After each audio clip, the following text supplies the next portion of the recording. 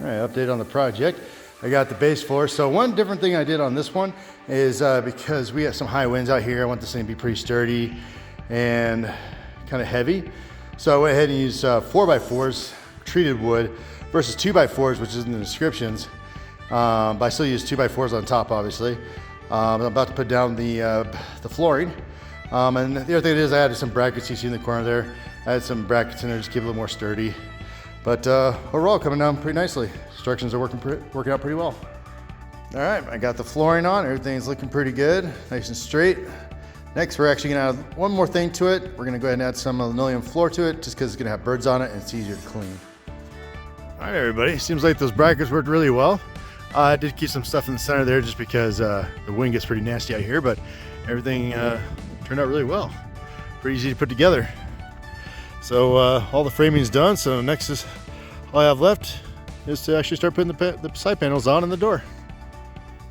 All right, got the wall panels on and everything's looking great. Got the roof on, so yeah, a little windy today, but we'll see what I can get done.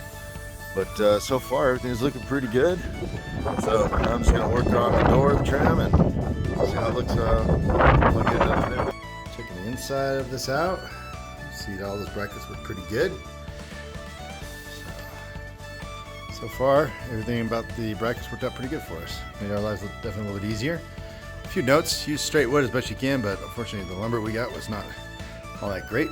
But as you see, the brackets worked as designed and everything's pretty solid. So, pretty happy with the work. All right, we got the trim on, we got the roof on. We got some little touch-up work we're gonna do. So, technically the shed is done. What we are gonna do add, because they are for the geese over there, we're gonna add a kind of like a chicken coop door, but a little bit bigger to the size of them. I'm just gonna do a manual pulley system.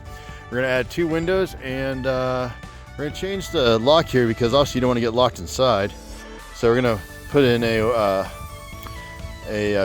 L hook or T hook, because we need about 6 inches to put in there, based on the door design, so you can open it from the inside. And we'll put the door open up right about here, so we'll put the door, and then I'm gonna start working on the fence line, attach from this one and go all the way around, and then cross here, and then have like a door open like right about here.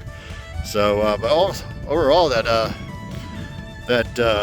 bracket system worked pretty good.